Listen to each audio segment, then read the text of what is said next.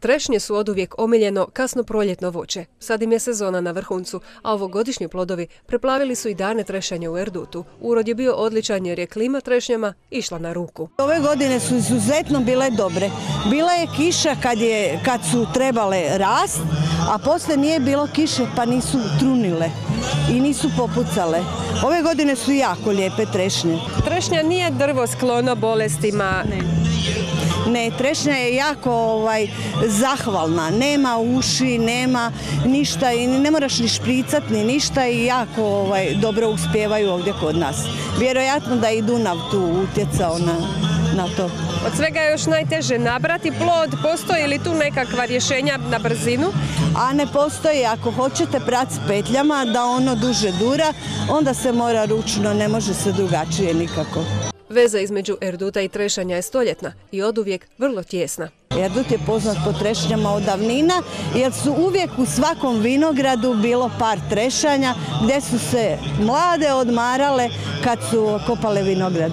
Ima, ali nema više toliko. Malo je izumrlo ti mali poljoprivrednika sa vinogradima, onda zato nema toliko trešanja. No ova manifestacija upravo zbog toga i jeste pokrenuta, kako bi se trešnja istaknula kao prepoznajnica mjesta, a kao voćka opet vratila u mjesna dvorišta i posljedično se Erdut svrstao na turističku kartu i zbog takvih osobitosti. Znači, namjera vam je vratiti trešnju u Erdut? Tako je. Da što više bude trešanja u Erdutu i da se nastavi manifestacija i da što više turista dođe jer smo na jako dobrom podneblju. One mještane koji se odluče saditi trešnje, mjesno čelništvo simbolički novčano pomaže. Puno više sredstava za velike nasade može se povući iz europskih fondova.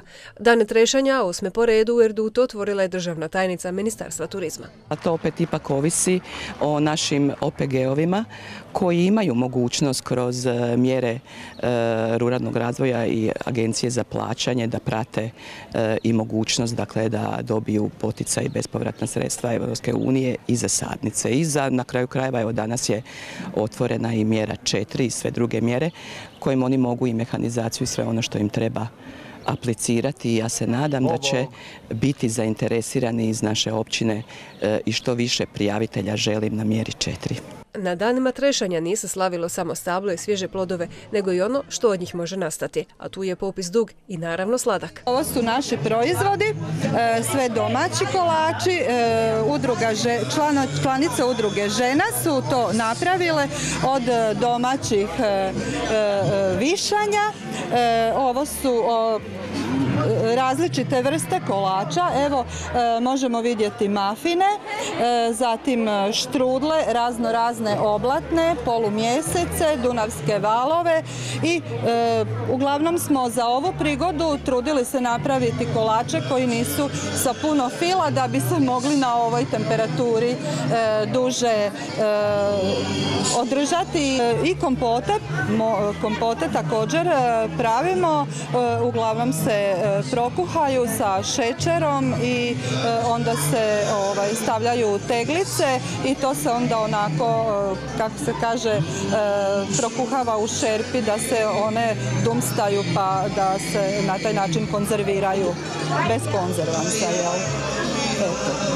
Pravimo još i sokove od višanja, više nego od trešanja. Zemlja na području Erduta savršena je za uzgoj voća i povrća, a urod trešanja, kao i broj posjetitelja trešnjade, potvrdili su kako je ova manifestacija s razlogom zaživjela upravo u Erdutu.